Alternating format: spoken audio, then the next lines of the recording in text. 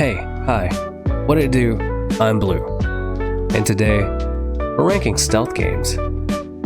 And there are some on this list that I haven't played, so we're just gonna skip over them. But for the rest of these, we're getting to the nitty gritty.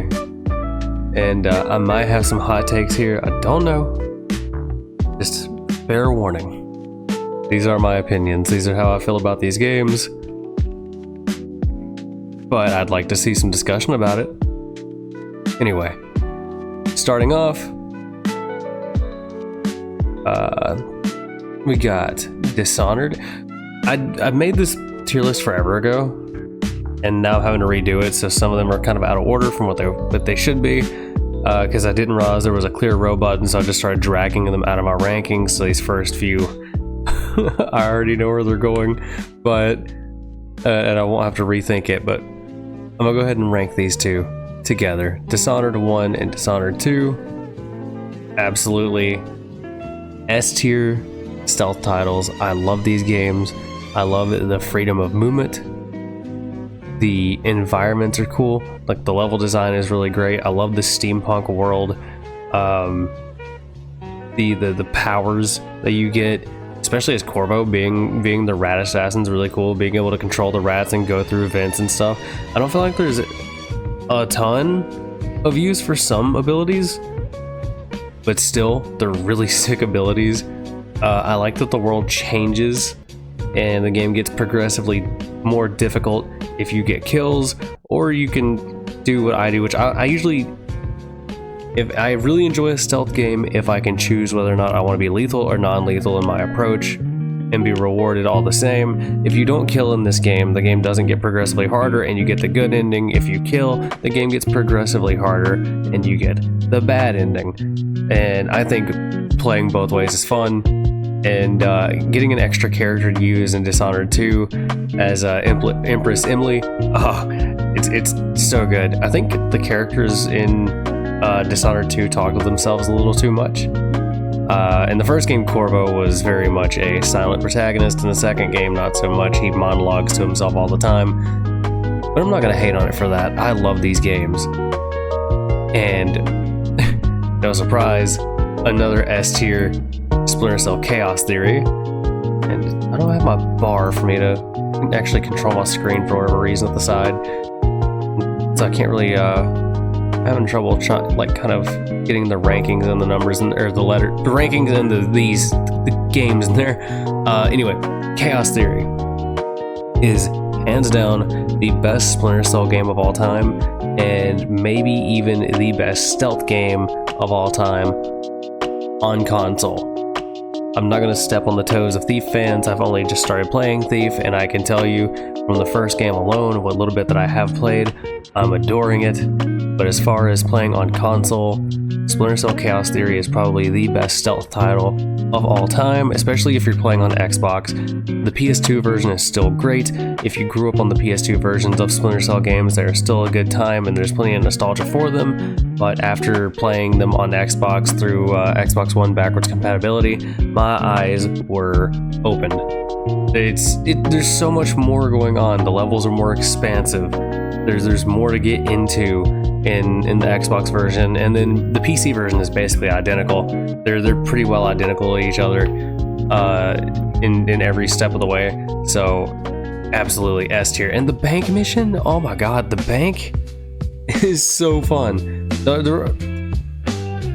I can't remember what level it is, but there's a section of the game where you have to sneak around some US soldiers, and you have to drag your men past a tank. Lambert wants you to ignore them because you can't save everybody, but optionally you can sneak them past a tank, and I feel like that part's a little inconsistent. Maybe I was just doing it wrong. And excuse me. And then the bathhouse. The bathhouse is a very sour spot for the stealth aspect of a stealth game. It is a complete and total crapshoot whether or not you get out of there completely undetected, it feels like. It's really, really tough. Not a fan of Bathhouse. As cool as that level is, once shit hits the fan towards the end, no, absolutely not. but I'm not gonna let it hold Chaos Theory back for being what it is. It is probably the best game Ubisoft has ever made, and I stand by that. Moving on to my favorite stealth franchise of all time, Tenchu Wrath of Heaven, Tenchu 3. If you've played it on original Xbox, it's Tenchu Return from Shadows, which is the better version, because they address some things. You can actually move bodies and hide bodies. And I think they added more multiplayer characters and more co-op missions. I never really did the multiplayer stuff for Return from Shadows.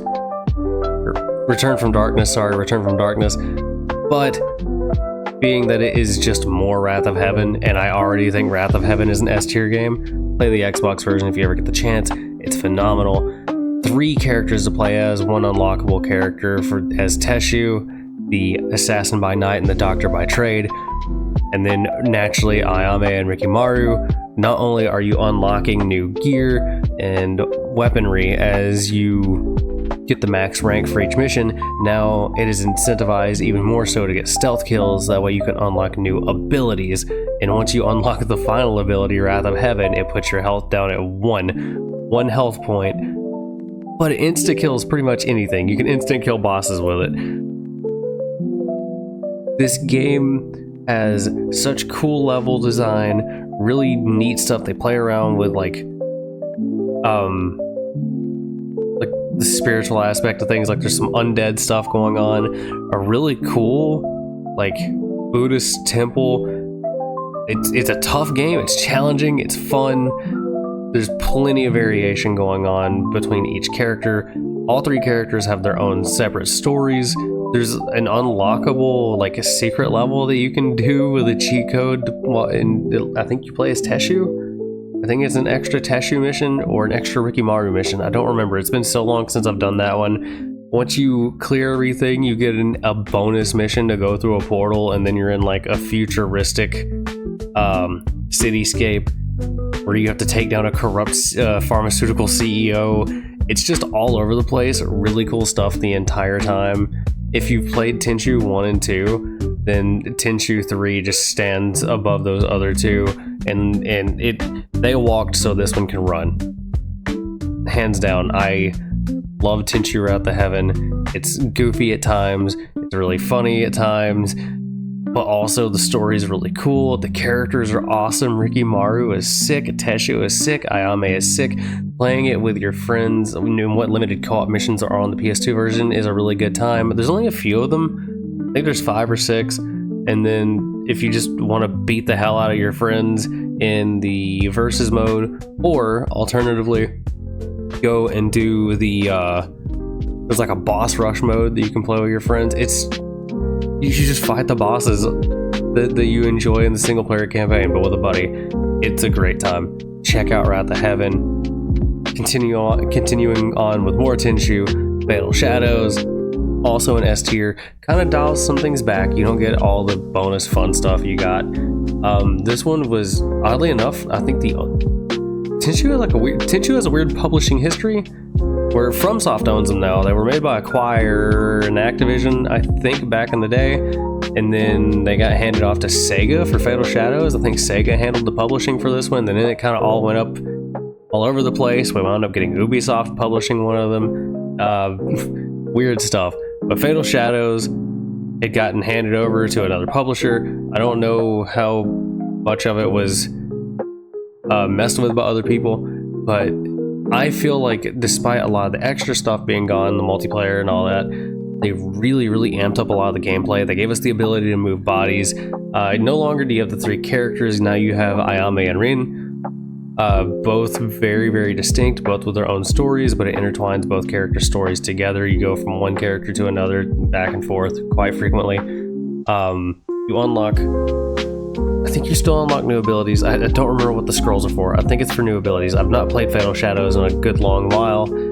I refreshed myself a little bit with it, playing around a few months back, but stealth killing enemies in this game doesn't just give you symbols or whatever to get your gear up, or not get your gear, get your abilities up. Now you're unlocking scrolls. You're getting cinematic stealth kills with proper button mashes at the right timing, which is a little weird to get enemies to drop specific amounts of scrolls to better your characters along the way. It kind of sucks that there's no Rikimaru, because he is my favorite character in the series, but Fatal Shadows, despite being like the 4th game in the series, is technically the 2nd game in the series. It goes to, no, 3rd game. It's technically the 3rd game in the series chronologically, because it goes Tenchu 2, Tenchu 1, Tenchu 4, Tenchu 3. So at this point, everybody thinks Rikimaru's dead. He's not even really mentioned. The boss fights in this game are wild.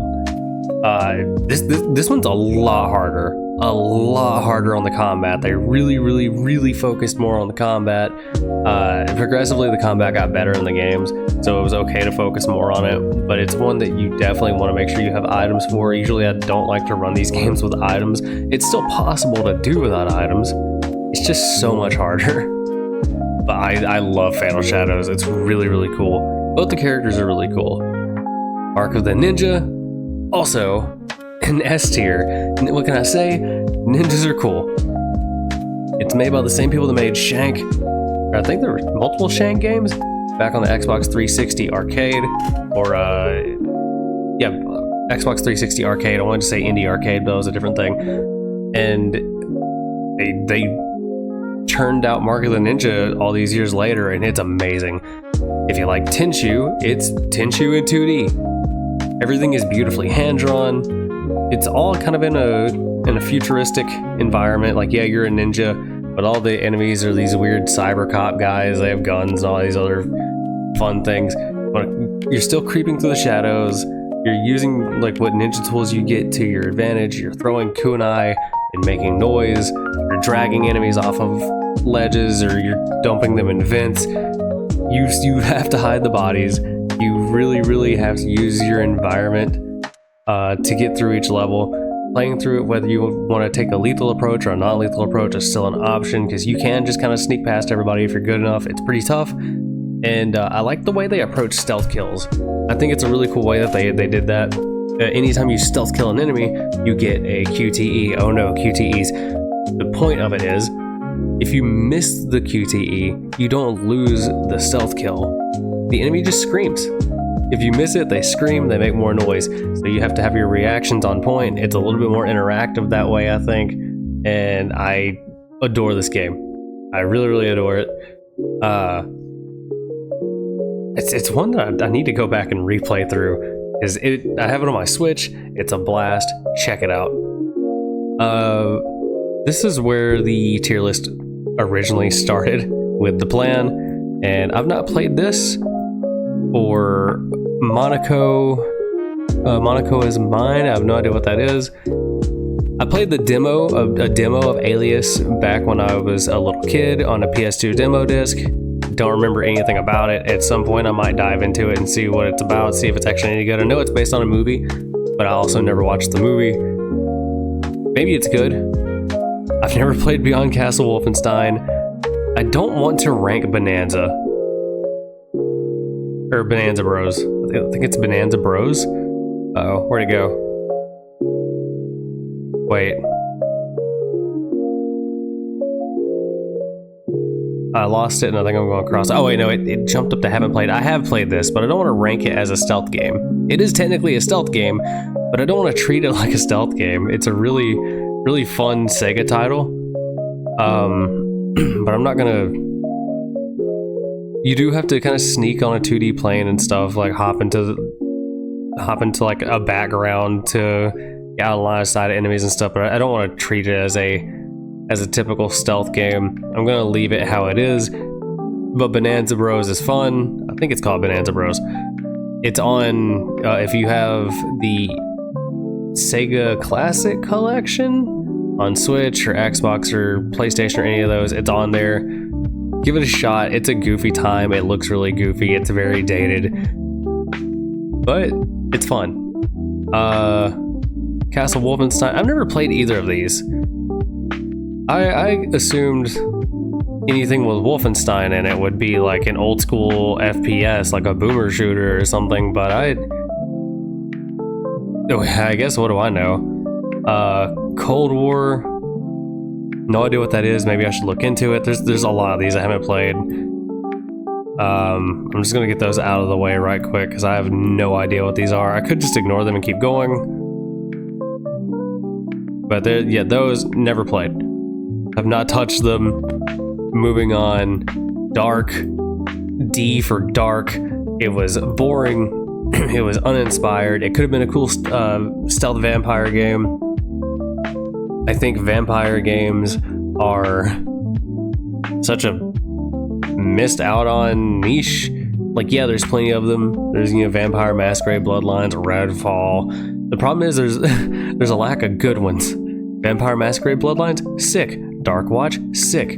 The entire Legacy of Kain series, kind of iffy on Defiance, sick. But I feel like a lot of them are really clunky. There's an argument for the BloodRayne games, but they're very, very dated if you've tried to play them recently. They're pretty dated, I think. But as far as stealth vampire titles, I can't think of very many aside from Vampire Reign, which I think is also on this list, and we'll get to that one later. But Dark itself was at best okay, at absolutely worst kind of just a slog. It was miserable to play. I didn't think it was great. Metal Gear on the Game Boy Color, I have not played. Losing my games here. Let's see. Metal Gear 2. Wait, no, what is this? Is that Portable Ops? I don't know what Metal Gear that is. I think that might be Portable Ops. It's not Peace Walker, is it? Sons of Liberty. No, here's Peace Walker. Okay. So I don't know what this one is. I'm just gonna assume that I haven't played that one. Prisoner of War, have not played.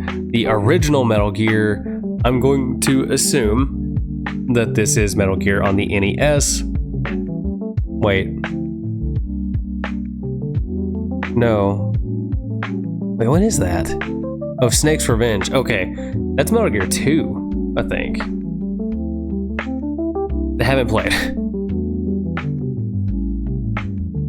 I thought the first Metal Gear was on here somewhere. Oh, it is. It's way towards the bottom. Whatever. I already mentioned it. I'm gonna drag it up.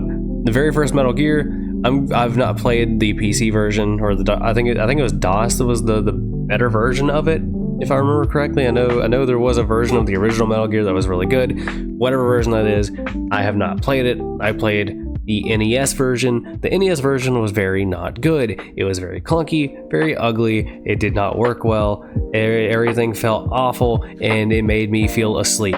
So, D tier. I've not played whatever that is on Game Boy. Shinobi-Do 2. I've not played Shinobi-Do 2. I played Shinobi-Do Mark of the Ninja, which I think is fun. I'm noticing a lot of stealth games here that I haven't played, and I don't know if I'm just missing out on absolute classics or if these that I haven't played are skippable. I don't think Deadbolt is. I'm sure Deadbolt's great, and they got Chris, the composer for Risk of Rain, to do the music for it. At some point I want to try that game out because it's got to be really, really cool. Stolen. Don't really have an opinion on that one. It's one I haven't sunk enough time into. I can tell you that as far as emulation goes, it is a famously tough to emulate game. If you didn't have a copy of it before or whatever and you wanted to play it, and you tried emulation, it was GG there. You were not getting past the startup, but now with PCSX2 2.0, you can play it. You can emulate it fine. It's not a game that I've sunk enough time into, so I won't say much on it. The Great Escape is another one. Thief Deadly Shadows. Okay, so I've not played Thief 3. I've played a little bit of Thief 2 because I got them all on GOG for 97 cents a pop, and I've had to kind of piece them. I had to fix them. You have to do like community fixes to get them running because they were meant for older hardware, and a lot of those old games just don't run well on PC. Trust me. I've also got Legacy of Kain 2, or Legacy of Kain Blood Omen 2 through GOG, and if you have it on GOG or you have it on Steam, it does not matter where you get it. You have to fix that game with DG Voodoo. These old games on modern hardware really, really drag on PC. It is a PC problem. If you have a console and you have Blood Omen 2 on it, you're good to go. But some of these older titles on PC are a real big problem. So I fixed Thief 2 and 3 and the first game with the Thief Fix mods. I played a little bit of Thief 2, and I can say I played enough of Thief 2 to think that I like it more than the first game, but I have been playing the first game in my own time because I don't want to jump too late into the series. I only played a little bit of Thief 2 to test it and make sure I did the fixes right.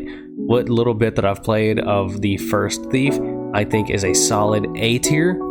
I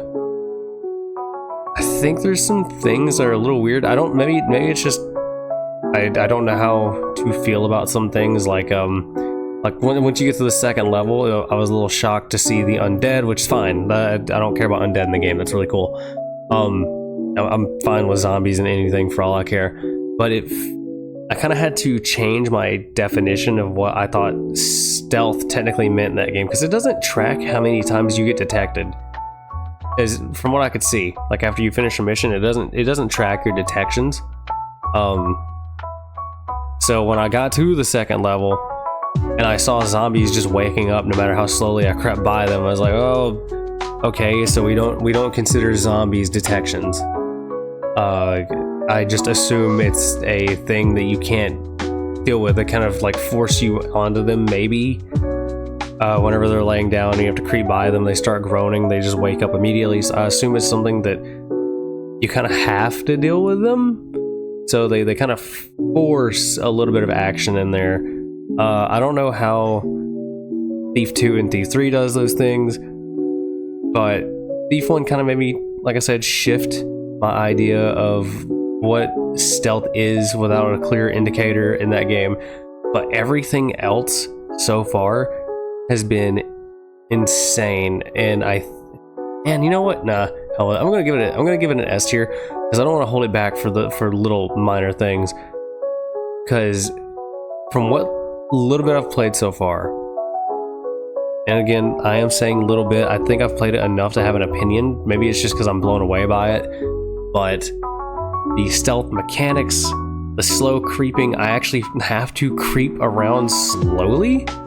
It actually matters. You can kind of, on a lot of these games, you can kind of just go, and then take a brief pause. I feel like I actually have to sneak and creep so much more in Thief. The difficulty changes don't really, as far as I know, don't really affect enemy health or anything. It just gives you more objectives to do before you clear out a mission, which is really cool. If you're playing it on normal half the time, as far as I can tell, you won't take a shot every time I say that. You won't have to worry about how much money you steal or anything by the end of a mission, or how you exfiltrate the mission per se. It may just be get in, do this thing, done. But with the first mission, you start it off. It's get into the castle, steal the scepter, steal 350 gold worth of items, I think, and then sneak back out into the city streets. You're basically giving yourself more work by upping the difficulty. I love how that's handled. The sound design is somehow, in a way, better than a lot of modern games. Like, I can hear just how far away people are at all times. It's really, really, like, you can pinpoint it so much. You can creep up the doors and just turn your ear to it. You can hear people on the other side. Like, it's so tight and precise with the sound design. The music is so eerie. Sometimes it feels like I'm playing a horror game instead of a stealth game. It's so atmospheric. So I wanted to give it an A because it is a first run and I have some nitpicks. That way I could give Thief 2, the way like by the time I come back around or reconsider some of these, I could give Thief 2 and hopefully 3 in S tier. I've not messed with 3 at all yet. But as much as I'm enjoying the first game, excuse me, I feel like Thief 2 down the line is going to be easily an S tier. I know that PC players and PC stealth gamers have touted these games as the upper echelon of stealth gaming for years, and after getting to mess around with the first title a little bit, despite some of the dated feeling, yeah, absolutely, it holds up. I absolutely think it holds up. It is phenomenal. Splinter Cell Essentials is one that I've not played. I think it was a PSP title, from my understanding. It's also not essential. Metal Gear Solid Twin Snakes I have in my collection, I think, but I've just not messed with it because I know it gets goofy, and I think I may have let public opinion kind of hold me back from trying it. I know I need to at some point, but I kind of think I just prefer the original from what I've seen. Velvet Assassin is one that I need to check out. Metal Gear 2 Solid Snake. Wait, so what is Snake's Revenge? If this one's Metal Gear 2, I've not played any of the old Metal Gear games, right? I only started with Metal Gear Solid. I was one of the kids that absolutely got started with Metal Gear Solid. Again, got started with it on a demo disc as well. Really funny stuff. Rogue Ops, like Stolen, I've played a little bit of it, but not enough to really give y'all an opinion. Maybe I shouldn't have done this haven't played tier. Hitman. Modern Hitman, I think, is S tier. The amount of freedom that you have to dispatch your targets, the different, like, there's so many different ways to approach things. Hiding in plain sight is always fun. I love the hiding in plain sight approach as to sneaking around through the shadows. It's different. It makes you think differently. You're more than just creeping around and sneaking around. You're solving a puzzle of how do I do this in the most creative way possible without getting caught, which I think is phenomenal. It's a great time. It's always going to be an amazing time. I absolutely love Modern Hitman, and I think it cleaned up a lot of the issues that I had with some older Hitman titles. I'll get to that. But I think Hitman as a series is really solid, and I think they really, really, really hit their stride with these modern titles. Phantom Pain. Metal Gear Solid 5, Phantom Pain.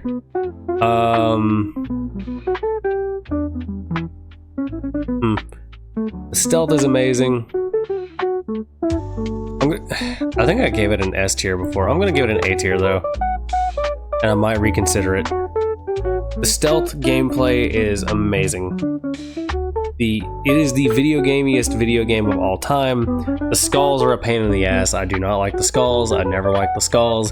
The story is weird. There's a bunch of, like, there was cut content. There's a bunch of just having to recycle like side missions. You absolutely have to just cycle through a bunch of side missions at some point to carry on in the game, which is annoying. Because you kind of, I don't know if anybody else had the trouble with it, but like I kind of just didn't know what I was doing for a while. I was why am I not getting new things? Oh, I gotta complete all these side quests and then I get to continue. And I really, really, really wish that those side quests would have given us the opportunity to have co-op, because the online PvP was fun. I did enjoy the PvP mode, but those side missions and then the FOB missions, breaking onto someone else's forward operating base, I think those could have been co-op. I think those, you should have been able to do those with a buddy. It would have been a really cool time. You don't even have to use boss during those. You could go in with just anybody and do it.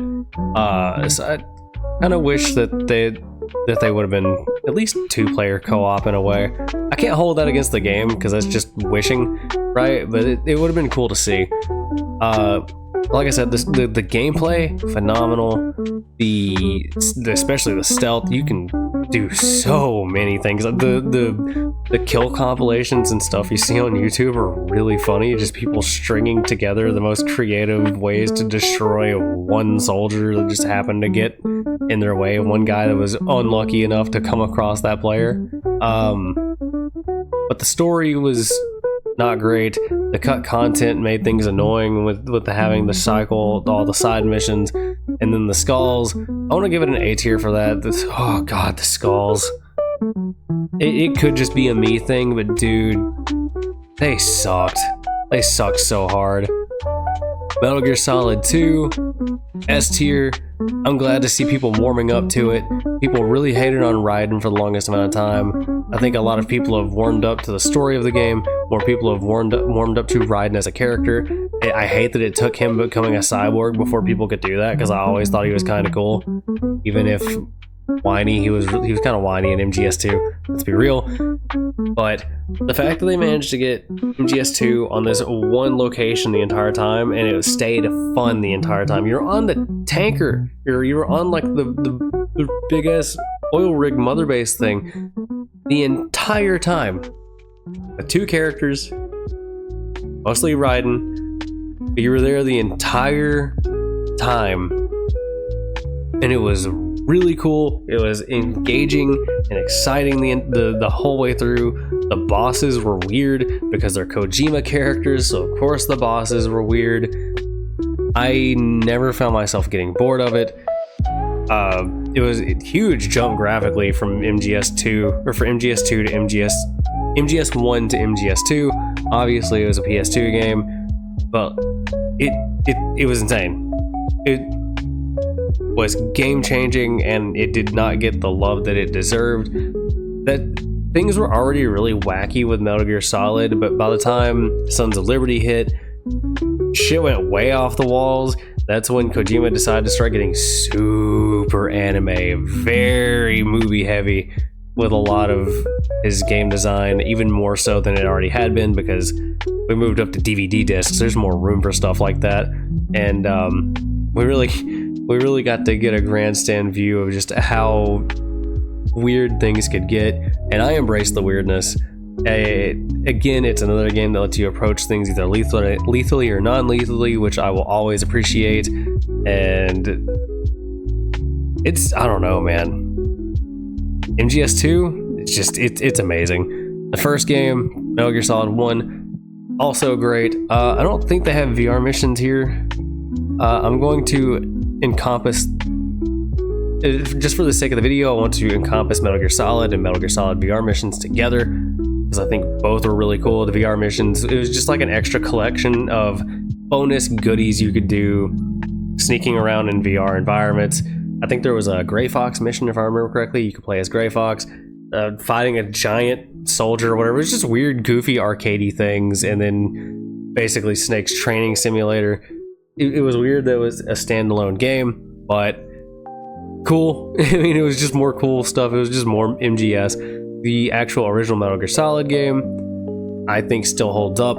It's chunky, it's blocky, it's a PS1 game, whatever. I adore low poly models. A lot of the gameplay wasn't quite figured out yet.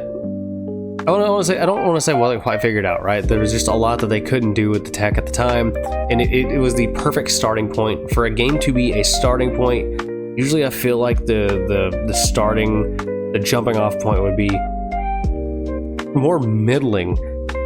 A lot of first attempts at things are kind of middling in a way, and MGS just said, nope, we're hitting the ground running. Go, go, go, go, go. Here's narrative, here's character design, here's level design. You're gonna like all of it. And all the characters are so much larger than life. Gray Fox is a wild, just insane person.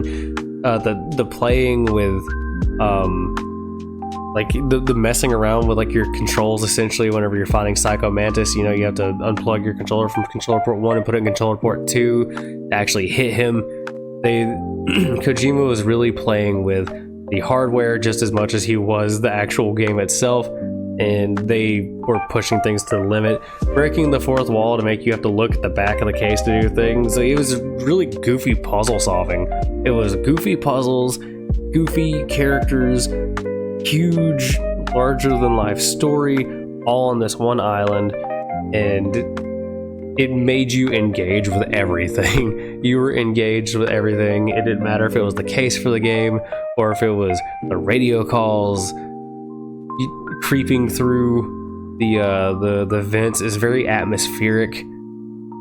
It's fun. It's still a fun game, and oh man, what a great way to kick off a series. Aragami. I adore Aragami. Rest in peace, Lanceworks. I think that they were making something great. Aragami feels very much like the Tenchu game that came out for Wii and PSP that was published by Ubisoft. Tenchu Shadow Assassins. I don't know once we get down to it because I know it's in this list. I think it was Tenchu Shadow Assassins. No real combat. It was all parries and then a stealth kill. The enemies use blades of light. You're an Aragami. You're a creature of shadow. If they hit you, you die. Plain and simple. So you parry them and then you get the kill. So you're incentivized there to not get caught. The camera's awfully close to your character. You're not this super nimble character, right? But for the most part, you are going to be teleporting around. You're sticking to shadows. Just teleporting from shadow to shadow. Your abilities are all shadow based. If you're in the light, you do not regenerate your abilities. In fact, you can just lose them. As long as you hug shadows, you can regenerate your ability. It's all displayed on your cape. There's no real crazy HUD for the game. It's all just right there displayed for you. And the environments are really pretty. It was very much a game made by a small team. You can play it and you can tell. And even still, it's great.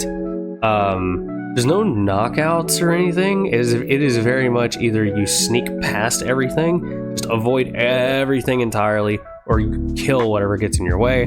My playthrough of it, naturally I did non-lethal, and I actually think it was easier just completely avoiding everybody, even in the tight hallways and stuff that they can put you in, or like the tight environments they can put you in. It was easier to just avoid everybody and go right past them, I think, than actually killing them. The stealth kills themselves, little clunky, but as far as a stealth game goes, it does what it's supposed to. It sets out, it does what it's supposed to do. There's unlockable stuff, there's unlockable outfits for your characters. It's co-op. They did an entire expansion story with 1 or 2 characters you can choose from to go through it, and they actually had dialogue themselves. So like they had their own story, which was really nice, completely separate from the Aragami. Really cool stuff. Lanceworks set out to make a game. They knew what their inspirations were, and I think they stuck to landing. Even if it's a little clunky or whatever, it may not be for everybody, but I personally think it deserves its spot at A tier. It's great. Aragami 2 is not on this tier list. I would also maybe put it at A tier, maybe drop it to B tier just because of the bugs and glitches that it suffered. Even after, like well after release, and they were doing updates. Most of the updates were cosmetic, and they added a few extra things, but there's still a lot of glitches in the game that are just really weird. Aragami 2 suffered a lot. They had issues messing with Unity from the sounds of it, and then Unity rolled out that whole controversy that Unity dealt with, and I think it really hurt the studio in the long run, because Lanceworks has since shut down, and I do hope that one day we can see more games like this come out. And its sequel is a lot more like Tenchu Z, whereas this was like Shadow Assassins. Maybe someday. Rest in peace, Lanceworks. They were a great company filled with great people who were very excited about what they were doing. Excuse me, I'm recovering from a sickness. Metal Gear Solid 5 Ground Zeroes. I know it was shorter. I know people were sour on it because you could beat it in like an hour if you wanted to do all of it. 4 hours. There's not much content to it. It was but at this point, we're so far down the line now, you can get it for like $7 on sale regularly. And it's cool. It's really cool. It's the precursor to Phantom Pain. So like by the time Phantom Pain came out, there was already so much more stuff, like diving off of things. You would hit the ground and roll instead of just landing. They added things to it. They made Phantom Pain better. Everything Phantom Pain has started with Ground Zeroes, and the island that you're on, sneaking through, getting that first chance to mess around with the vehicles and stuff, and then kind of gamifying all the other side missions and stuff that you can do after you complete the main game also kind of felt very much like a new Metal Gear Solid VR missions, in my opinion, especially by the time you get to play as Raiden. And what things you unlock in in Ground Zeroes, you can eventually bring up to Phantom Pain. Cool stuff. Everything good you can say about Phantom Pain, you can kind of say about Ground Zeroes in a way, even if it is a bit more stripped back. I like it. I adore it. I think it's just as good. It's just way, way, way on the shorter side, but we're so far out at this point that it's not gonna cost you an arm and a leg, you know? Totoro, what are you doing, dude? What are you doing? Kitty cat, hey. Metal Gear Solid 3, S tier. No, wait, that's A. S tier. Do I really have to say it? Metal Gear Solid 3 takes everything that made classic Metal Gear great. They throw you into the forest. You're thrown into the forests of Russia. You have to manage. No longer are you just a guy in a rubber suit. You have to hide. You have to keep yourself hidden in the forest by swapping your camo out. You have to keep your stamina up by hunting and eating whatever animals are laying around. Or if you want to, you can weaponize those animals like snakes, reticulated pythons and such. You could throw them at people and it gives them a big spook. Or if they're venomous, even if it's a venomous snake or a poison dart frog or something, you could throw it at an enemy, bam, they're poisoned. There's even more ways to approach things on here, shooting down beehives. You need to get meat really quick so you can get your stamina up. Oh, well, here's an Indian Gavial. Indian Gavials open their mouths. All right, the alligator opened its mouth. Throw a grenade in it. Watch the question mark pop up, and then it vibrates because the grenade exploded. It's stupid. It's funny. There's like 4 different ways to deal with just one boss. The end that's been talked about in 1,000,001 other YouTube videos over and over and ad nauseum. You can wait him out for a week when you fight him and he'll die of old age. You can snipe him before you ever even see him when you're walking through the waterways and he's in his like old man wheelchair. You can fight him outright. So there's 3 ways to beat him. But there's ways to approach it. There's different ways to handle it.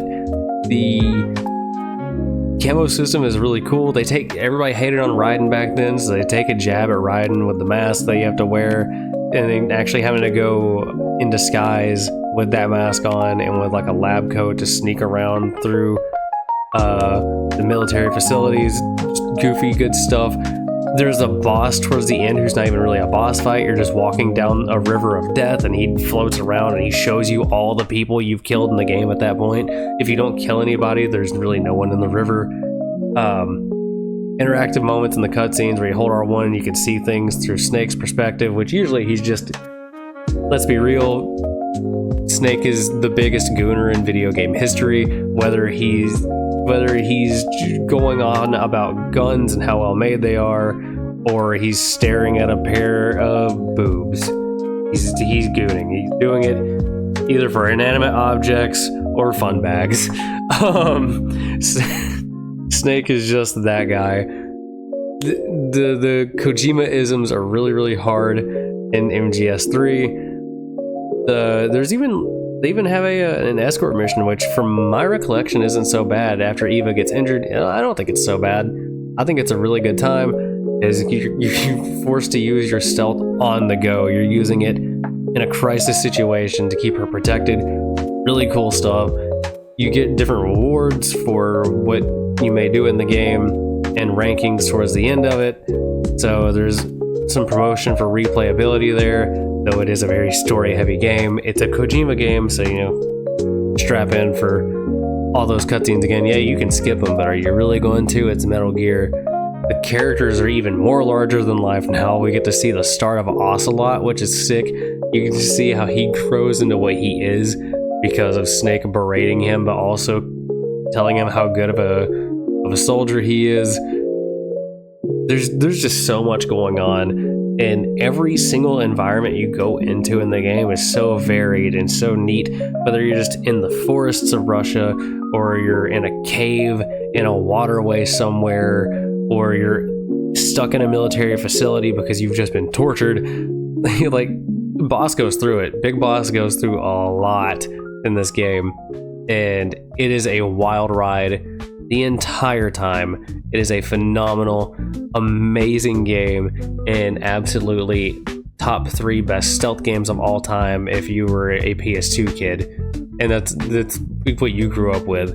I think if you grew up on PS2, you would easily say Wrath of Heaven, Chaos Theory, Metal Gear Solid 3. Easy. That's your big 3 stealth games on PS2. Metal Gear Solid 4, all these games got clumped together. Metal Gear Solid 4, I think, is also an A tier. It doesn't do anything particularly bad. It does everything really good. The gameplay is really good. The story and cutscenes, albeit goofy because it's Metal Gear Solid 4, and at that point, yeah, it felt like they were just squeezing out the end of the story. But like the gameplay is good. The cinematics are really, really good. Everything looks phenomenal. They moved on and embraced the Blu-ray discs that the PS3 used before everything became Blu-ray, and they did everything they could with it. They crammed as much as they could into the game. I wish they would have crammed more gameplay into it. That is my only gripe with MGS4. My only gripe is that it's mostly cutscenes. It is mostly a movie. There's cutscenes. I think towards the end, upwards of 30 minutes. It's very, very lengthy cinematics that just tend to go on, and it's cool everything that's happening in that moment, but it does go on and on. It's so much lighter on gameplay than it is on cinematics, and that breaks my heart because what they have is sick. But I'm not gonna hold that against it, because anytime I'm actively playing the game with the controller in my hand, I'm having a fun time. I like the Octo camo. I love the addition of having an MP3 player to listen to music while you play. You kind of get a taste of Snake's music. Again, the characters are really weird and funny. If I remember correctly, there's a cigarette smoking monkey. That's cool. Who doesn't like monkeys? Who doesn't want to reject humanity and become monkey? It's just weird, man. Kojima games are just weird, and I love it. And the biggest crime is that it's stuck on PS3. Honestly, it's not on anything else. You can only play it on PS3. Unless you emulate it, I guess. I don't know how well emulation for MGS3 goes. I've not tried it myself. If it's good, great. But the only way to play it that I know of is on the actual hardware, and that's a crime because every other Metal Gear game has been brought up at this point in some way, shape, form, or fashion. Hitman 2 is an A tier. I don't think Hitman 2 is necessarily better than the first Hitman reboot. This is Hitman 2 of the rebooted franchise. I don't think it necessarily did anything too great to expand upon with the first game. It was more of the same. They didn't do much, but it did have a super sick mode where you and another player could go head to head in your own instances to see who could get the highest score by the end of the mission with your assassinations and your general stealth approaches, how creative each other could get. That was really neat, seeing how creative each player could get. And other than that, it was just more of the same, which is fine. It's okay to have more of the same. It was inoffensive, and it's great. It was still fun. It was still a really, really good time. Metal Gear Solid Peace Walker, also an A tier.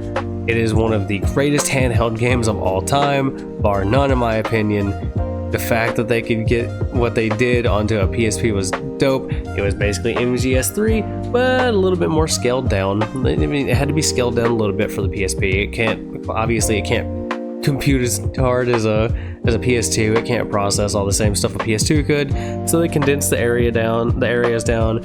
Enemy numbers were a bit more condensed down. But what's crazy is to this day it is still the to this day it is still the only cooperative Metal Gear Solid game. Metal Gear Survive is not a Metal Gear Solid. It is the only cooperative Metal Gear Solid title to this day. And think it's peer-to-peer, so you could still play it cooperatively with a friend today, whether you're on the Xbox 360 HD re-release version or the PSP version. So that's awesome. That's great. If you ever get the chance to get a friend together to do some Peace Walker with, absolutely should do it. The super cinematic cutscenes are gone. They're done with. Now it's hand-drawn cutscenes. Super. I mean, it's what's it? Yoji Shinkawa.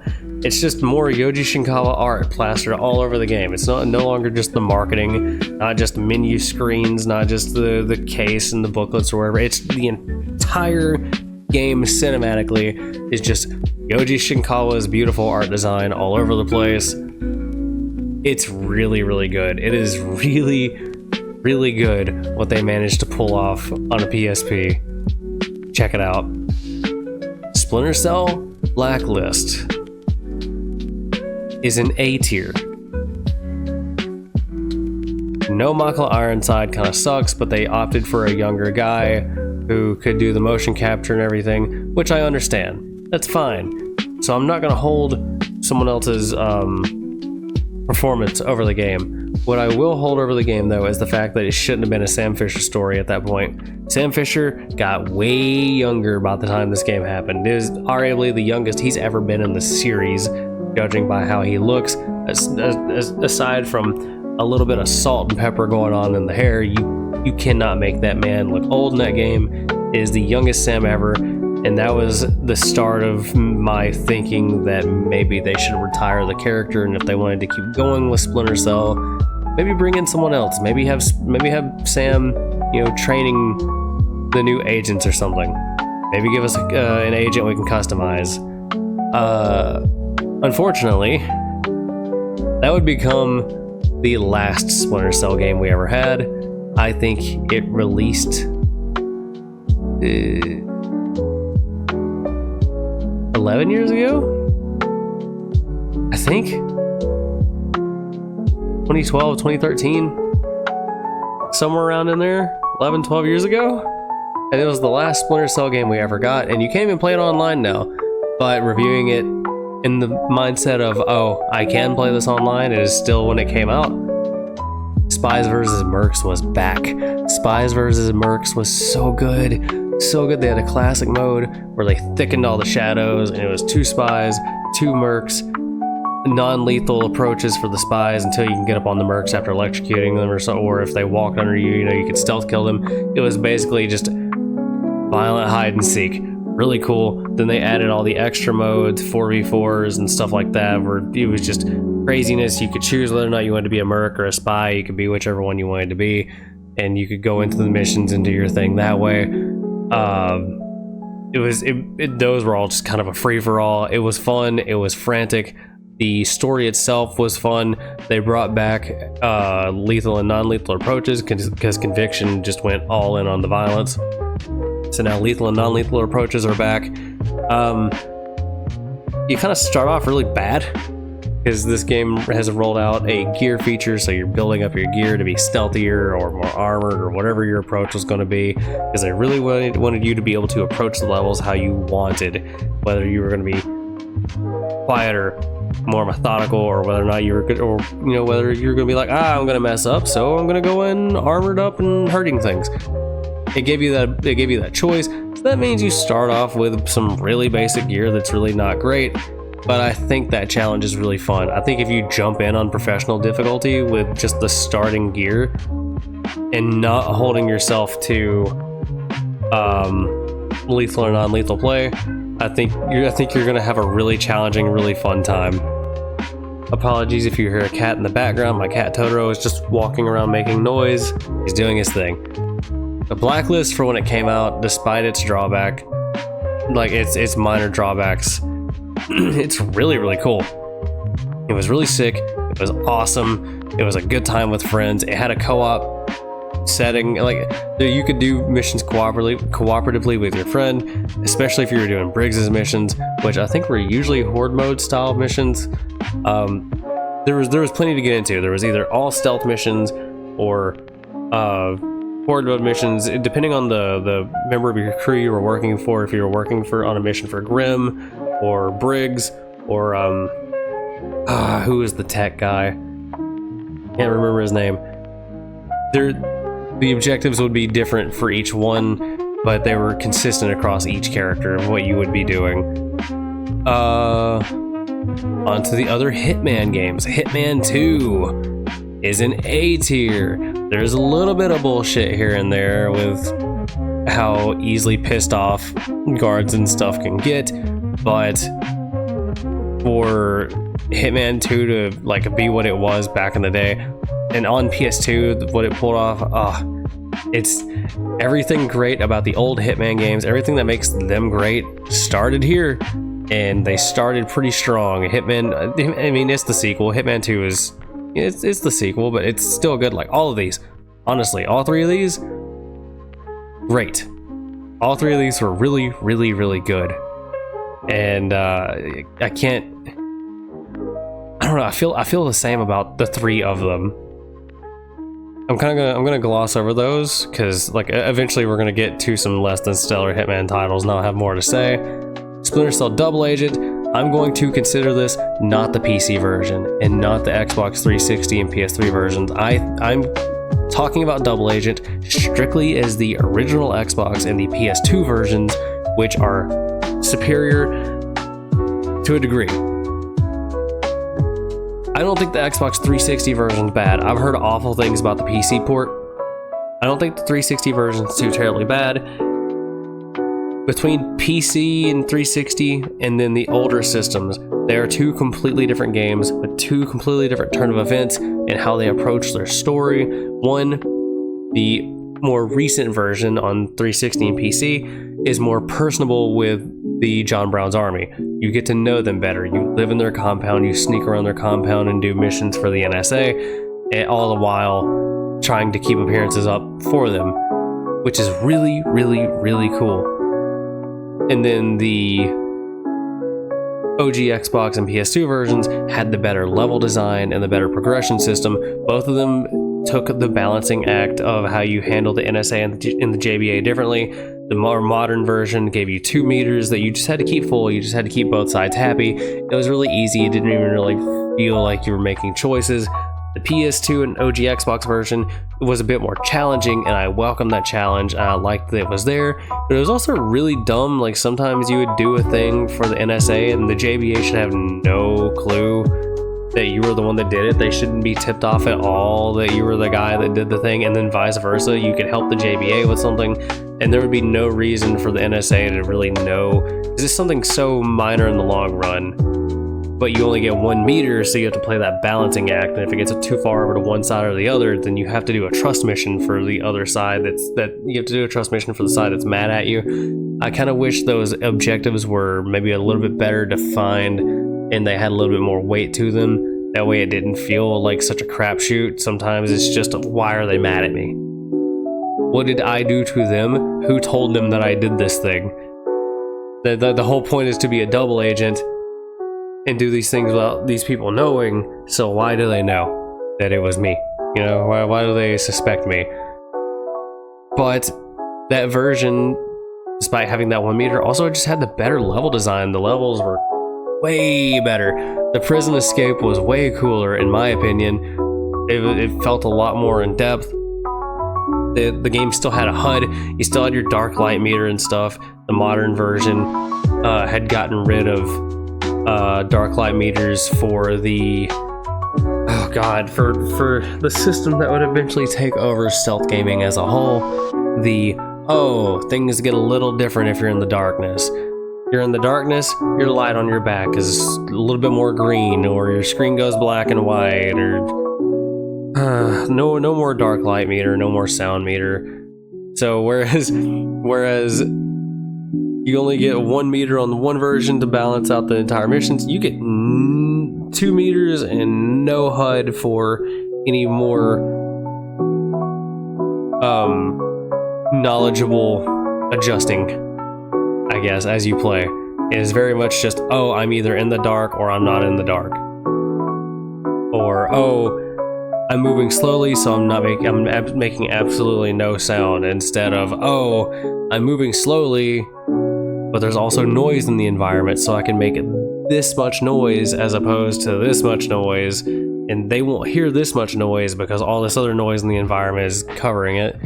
It just feels like they dialed a lot back, and it definitely feels like if you played both of them, then you played the most perfect version of the game. Unfortunately, neither version is necessarily perfect, and they both have these weird drawbacks, but they both still do the stealth gameplay really well, and they both have their own cool creative twists on how they approach things. So if you, I think if Chaos Theory is an S tier, Double Agent is absolutely an A tier, at least in terms of the gameplay that is given. The Stick series. I'm going to put the first Styx game in B tier. I think it is a sick game. The levels are really wide, they're super open. Again, kind of like Origami, next to no real combat. It's, oh, you're detected, parry, get the kill. Fine. Styx gets all sorts of cool powers. He can create like a clone to help him solve puzzles or distract guards. All these super wild powers. I think he gets, if I remember correctly, he gets a vision mode, kind of like in Dishonored, how you get dark sight and you can see through walls and stuff. Styx gets something like that as long as he is filled his belly with amber. The voice acting is really fun. The environments are expansive. It's just a cool, good time. He's a funny character. He's just a goofy little dude. But I think there's a bunch of shortcomings and clunkiness with the first game that I think the sequel absolutely sorts out way better. And because of that, I think the sequel is a solid A tier. And these games are really, you can get them on sale all the time. You can get the first game for $1.99, and you can get the sequel for like $2.99 all the time on the online stores, either through Steam or even on Xbox. They go on sale super cheap. I don't think they're not worth full price. I think full price is fine for them. But also, like, if you're just wanting to try a new stealth game and you don't have a lot of money to throw around, check and see if they're on sale, because they go on sale super cheap, and they are great. They're a really good time. The first game, a little bit more middling than the sequel. Both kind of full of some weird inconsistencies and stuff, especially with some invisible wall shenanigans and like trying to determine sometimes what kind of ledges you can and can't grab. But that aside, it does stealth really well. They primarily are stealth games. You are locked in on it because your combat is lacking, your ability to defend yourself is lacking, and that's personally what I want for the most part in one of these games.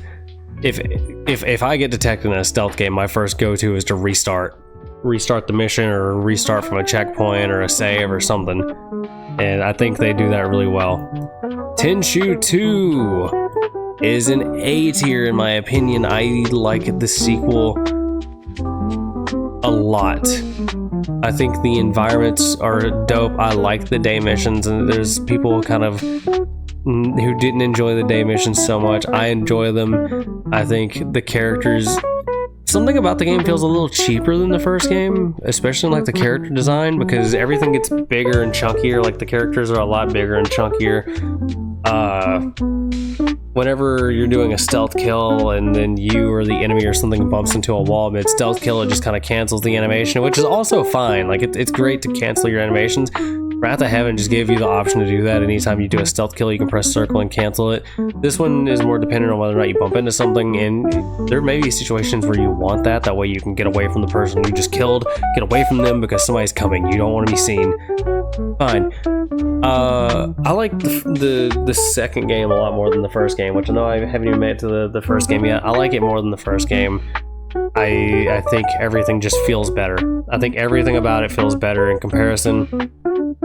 The only real drawback to me, despite the kind of like cheapness that you feel, the only real drawback to me is man, I just had it and I'm blanking now. I'm very tired. I guess there's no drawbacks. Oh yeah, the only real drawback to me is that you have to you absolutely have to get kills to get the best ranks and stuff. In the first game, you could kind of skip over all the enemies except for the main assassination targets, and if you did, you would still get the best rank because you didn't get detected. If you did get detected in the first game, you could still get the best rank if you killed that person, or if you escaped their line of sight and then stealth killed him because that's worth more kills. You got points for kill, you lost points for detections, and you could make up your ground and still hit a certain score threshold to get that max rank. It's a bit harder to do that in Tenchu 2, because in some missions, if you want the best rank, you have to kill every enemy in the environment, and just running around trying to find all the enemies is a slog. But it's not so much of a problem, because in the first game, you unlocked new items. You got your progression in new items by getting that best rank. Tenchu 2, you find the items in the map, so you're not really missing out on anything other than good scores and maybe some items, but for the most part, you are finding your items, you're finding your ninja tools in the environment. So I'm not going to hold that against it, though finding those environments can be a real pain in the ass, but you can get a YouTube guide. Just get a YouTube guide. This game's over 20 years old at this point. I think it's like 30 years old at this point. I don't know how old Tenchu is. Wait. I think Tenchu came out in 96? 95? Oh god, I'm almost 30. Anyway, Tenchu 2 is dope. I love it. I like the day missions. I like the boss fights. They stepped up the challenge and gameplay from the first game to this one, because fights were way too easy in the first game. Now they feel unfair sometimes. You can get stun locked to death, but I forgive it. I forgive it. I like it. It introduced a third playable character in Tatsumaru. Ben Tennyson's granddad is Master Shiansai. He's your trainer, or he is your master. It's a good time. It's fun. Oh, and there's a level editor. You could have as much fun as you wanted with this game, because you can make your own levels. Save them to a memory card, give it to your friend, let your friend try your levels, let them borrow their memory card, and then let them make a level and send it back to you. Just cool stuff like that. It's really neat stuff. Hitman Absolution is a B tier title. Hitman Absolution, I know I haven't gotten to Splinter Cell Conviction yet, but Hitman Absolution is to the Hitman series as Splinter Cell Conviction is to Splinter Cell. They stripped back everything about it. No longer is it a hide in plain sight kind of game. It is a more traditional sneak around stealth title. It's much more linear. You're going through the motions, just doing stealth man things, and because of that, a lot of people are really not happy with this game. I think at the end of the day, it is a solid, okay title that does not hit any of the highs of the games before it or the games that would come after it. It was a lulling point for stealth games. They were really struggling. Every game wanted to be Call of Duty at that point. Every game wanted to focus more on the action-oriented side of things, and it showed in so many games. It even showed in the horror series. It showed in the horror genre, especially if you're a Resident Evil fan. Everybody wanted some of that Call of Duty money, so everybody kind of tried to kick up the spectacle and the action a little bit, and that permeates through Hitman Absolution in the worst ways, where it's still a good game, it's still a good time, it's not an awful time, but as far as Hitman goes, it does not feel like Hitman. It feels like a spin-off, a one-off, and because of that, it gets a B tier. Thief. This is the 2014 Thief, and I'm going to reserve... 2014? I think it released 2014. I'm going to reserve opinions on that. I have played it. I've played a little bit of it. I played enough of it to know that I was having fun. But I haven't played enough of it to really, again, give an opinion on it. And I don't think I hate it. I was enjoying it. I do not hate it as fervently as the Thief fan base hates it. But I also just started playing Thief. So I feel like I need something to compare it to. So maybe as I go through the Thief games, I'll see how I feel about that one at the end of the day. but that was the first one I ever played, and it was my first go in the series at all. I thought it was cool, but now after playing a little bit of the first game, I can see why fans of the originals would be a bit more pessimistic towards it. But I never did finish it either, so for all I know, it may hit some really low points. But for people who are looking for a stealth game, at a bargain, if you're on console and you don't have a PC and you can't play the original Thief games and you just want a new stealth game, Thief goes on sale all the time for like $1, and the expansions go on sale all the time for barely more than a quarter. 25 cents. You can get a game and some DLC for like Ed, and Eddie Jawbreaker money. So maybe check it out. You might enjoy it. But for now, I'm going to leave it right here. Spy Fiction is not a D tier. I know people didn't like it. I think it's a C tier. I would go as far as to give it a B tier. I'm gonna go with my gut on this. I love this game. I think it's a lot of fun. I enjoy the stealth mechanics of it, but at some point it just loses itself and it wants to be an action game, and it doesn't particularly do that well. But the ideas that are there are really cool. It's just also unfortunate that a lot of the ideas are not its own. If you've ever played Spy Fiction, or rather if you've never played Spy Fiction, it's made by it's a Swery game, the same guy behind Deadly Premonition, and this game oozes Metal Gear. It is a Metal Gear game that wants to be a little bit of Hitman, that wants to be its very own thing with its own weird goofy story. And it all kind of comes together in this weird mishmash of stuff that sometimes works and sometimes does not work. In fact, I'm going to go with a B tier because I do love this game, and I mostly just want something in C tier, but I don't want to deal with the Spy Fiction. I love this game, and despite its shortcomings, and despite it kind of not being great, it's definitely... There's a lot of assuming that you know what you're doing in that game. I think there's a lot of the game just assuming you know what you're doing, which is a problem. Again, 2 playable characters, and it's cool how they approach it. The main character, I think his name is Billy. It's been a while. He cannot disguise himself as female characters. The lady can disguise herself as anybody. It's really cool how you disguise yourself. You take a picture, and as long as you got the person's body and head in the photo, then it is a proper disguise. You hop into a barrel or a locker or something, and then you come back out as them. It's like Octo Camo, except you're wearing just a hologram of that person essentially. And the outfits in general typically get 2, 3, mostly. Almost all the time, 3 detection. I think it's almost all the time. 3 detections before one of the guards just rips it off in you, and they reveal who you really are. It has a lot of really cool ideas, and then it borrows a lot of really cool stuff from other games, and it doesn't quite feel unique in a lot of ways, and also in its very own way, it feels very unique, but not necessarily in great ways. It's also like $60 now, I think, between $40 and $60. So, if you want a copy, if you're a retro collector like I am and you want a copy, get on that maybe, because it might start going up. Tenchu Z, we'll give Tenchu Z the C tier treatment.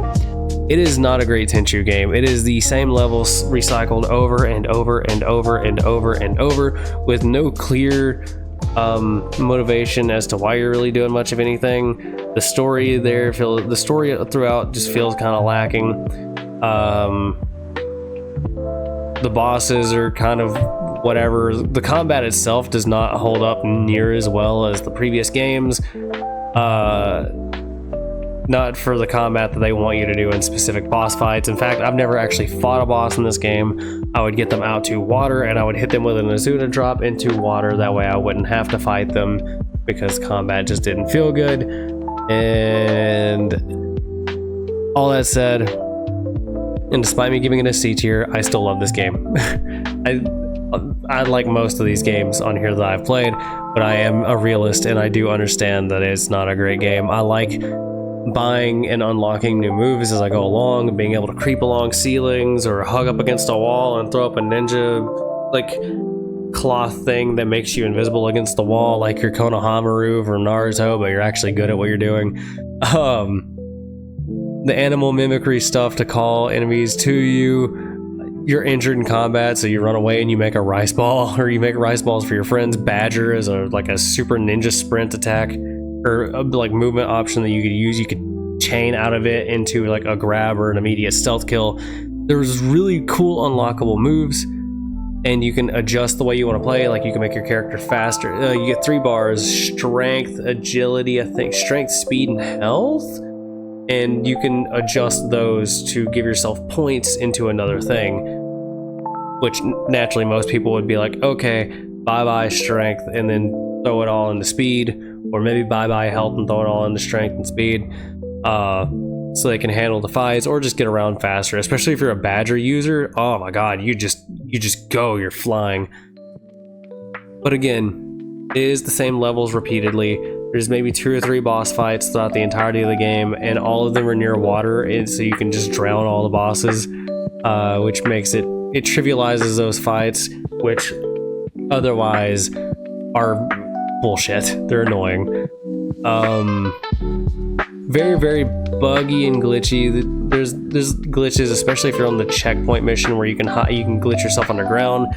And it got to a point where I just started using that, because I played the game so much, I just started using that to kind of cheese my way through those levels, because haha, funny glitch.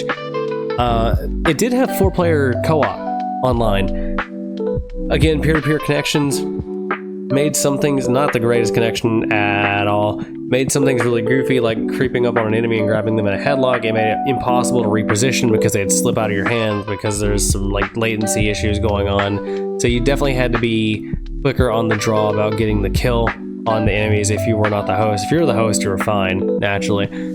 But there were some weird online latency things. But I played a lot of Tenchu-Z online back in the day. I think it was my most online played game as a kid. Just because I enjoyed being a ninja with other people.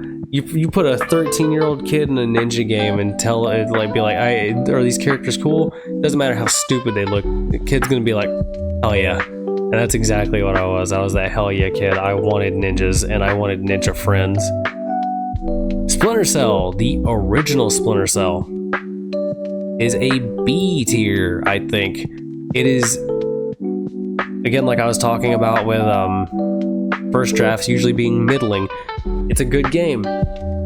Middle of the road doesn't necessarily mean bad. It just means it's okay. It's inoffensive. Everything about it was good, but there were still some things that could be better. Like Sam couldn't aim a gun to save his life. The movement hadn't quite been figured out yet, because they really, really nailed the movement in Chaos Theory. The slow creeping system that they did, where Sam would adjust himself better as you got closer to enemies, and you were able to more carefully watch your steps and move in actual like coherent increments. The first game was solid, and it introduced the entire groundwork of the series going forward, and it only got better from there. But if you've played Chaos Theory, then you know how feature complete the first game could feel. Basically, you're just spoiled to the newer games. You're spoiled to the better games, and I don't think that's a bad thing at all. It was growth. It was growth for the series, and the first game really kicked it off in the best way it could, and it just got better.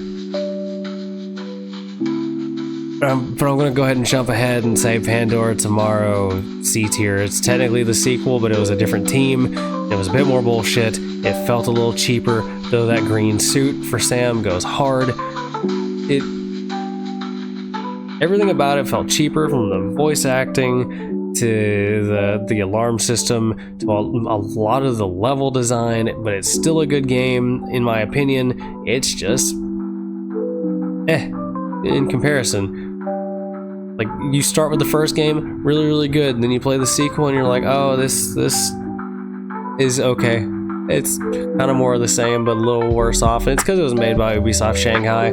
It was technically, if the first game was the first game because it was Ubisoft Montreal, then the second game might as well be a first game because it was Ubisoft Shanghai doing a completely different thing, and then Montreal came back with Chaos Theory and really nailed that one down.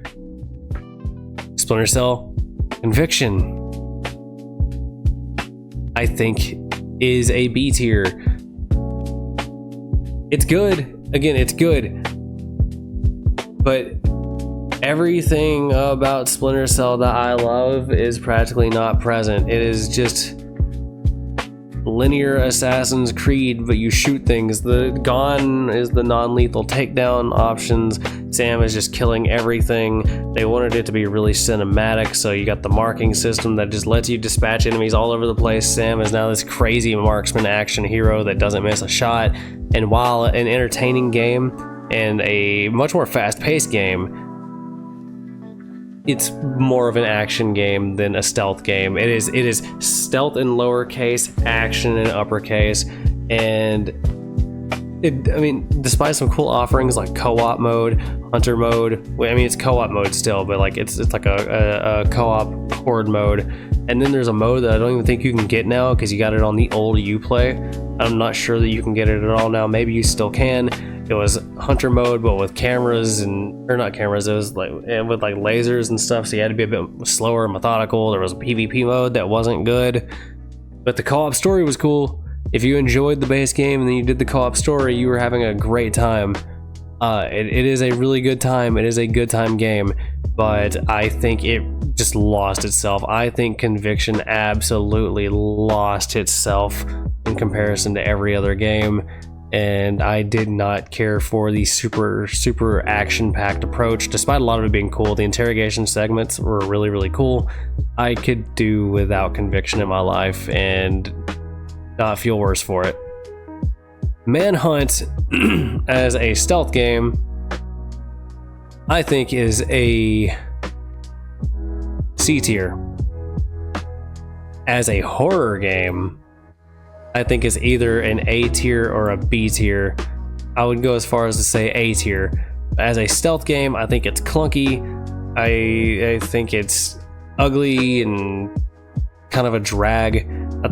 As far as a horror game goes, I think the atmosphere is there. It is so atmospheric. It is so dark and gritty, and gross and violent. But as a stealth game, it's just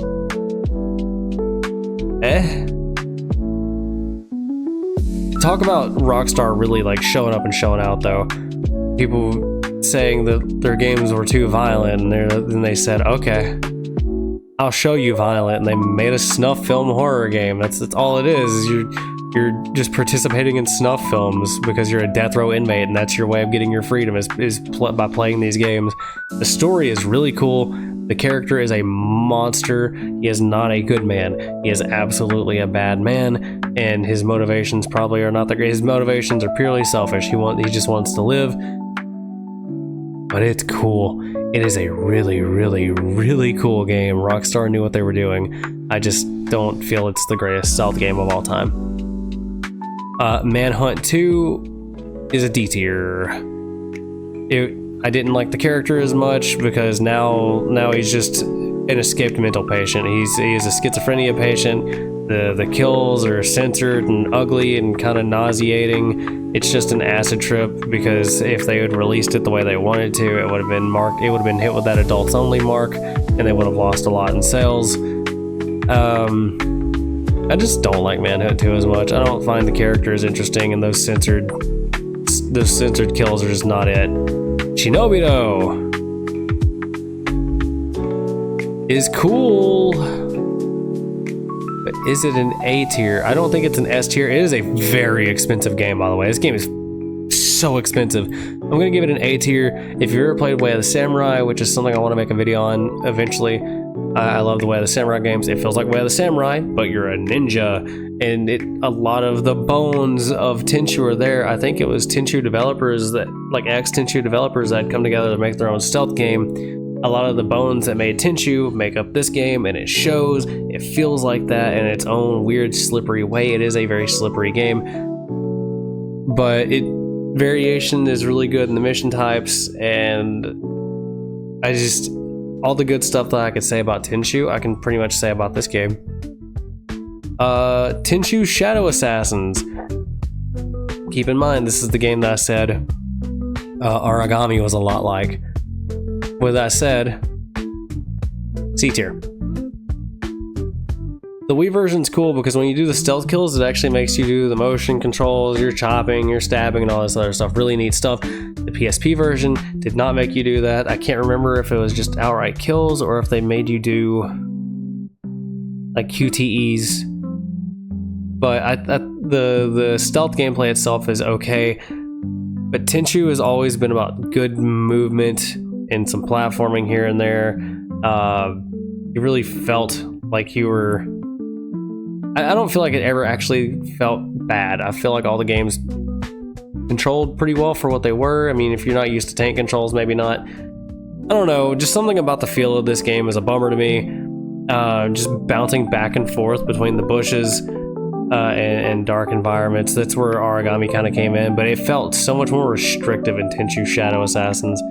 It felt way more restrictive in my opinion. It's slower, it's way heavier, the camera is ugly. Gameplay is cool, gameplay is good and fun, but it's an ugly, clunky, it definitely feels like it came from a mobile means of playing. And this one was published by Ubisoft, which is weird. It is an Ubisoft published Tenchu title. Very, very weird. I think it's okay, but if you put all the Tenchu games in front of me, that would be the second to last one that I would play. Tenchu Stealth Assassins, the first game. I'm going to ruffle some feathers here because I feel like a lot of people that have played the Tenchu series like the first game more than the second game. I think Tenchu Stealth Assassins is a B tier. It is still a good game, but I feel out of all of them, it has aged the worst. It is very ugly. It is very clunky. It's very gritty. I appreciate the grit in that game. The music slaps. The music is amazing across the series, but the first game, and then the third game's music, great. But that super stripped back draw distance, how everything is just blacked out in front of you at all times. The even clunkier controls, the combat was not necessarily there yet. It was very just block and then counter, block, counter, block, counter. There was no real variation to it. You know, enemies couldn't do throws or anything yet to kind of mix up their game plan like they could in Wrath of Heaven, where it became a bit more push and pull of like a little bit more of a beat 'em up, a little bit more of a fighting game. Tenchu Stealth Assassins was very much the first go at it. It rewards you very, very well as you get these high ranks, but again, it was the first go at stealth, and it is the grandfather of stealth gaming on consoles. Stealth gaming on console, like in the 3D space, in 3D gaming, Tenchu started it all on the PS1. And much like how Splinter Cell is the first rough draft for Splinter Cell games and got the B tier for me, I think Tenchu Stealth Assassins absolutely deserves its place there. It is still a good game. It is not one that I can go back and play as happily as the others, but it made its mark, and it is what it is, and it does what it does, and I wouldn't change it for the world. Unless, of course, you know, we got a modern reboot that could make everything better. But it is what it is. Vampire Reign, worst game of 2007. Straight up rips animations right out of Splinter Cell and Metal Gear. This game feels like an asset rip with vampires, and if a vampire touches you one time, you're dead. You have a full health bar, they slap you, and then you have 10% of a health bar, and you're knocked down long enough for them to catch up to you to slap you again. There's no point in even taking the second hit. You're gonna die.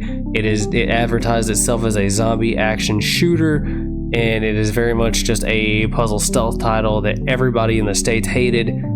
And I have no illusions that it should be in D tier, but I'm going to give it a C tier because I think as far as a stealth game goes and as far as a puzzle game goes, it's really solid. It's just really, really slow in a lot of ways. I think it's goofy, it's dumb, it's really stupid. The characters are not interesting in the slightest.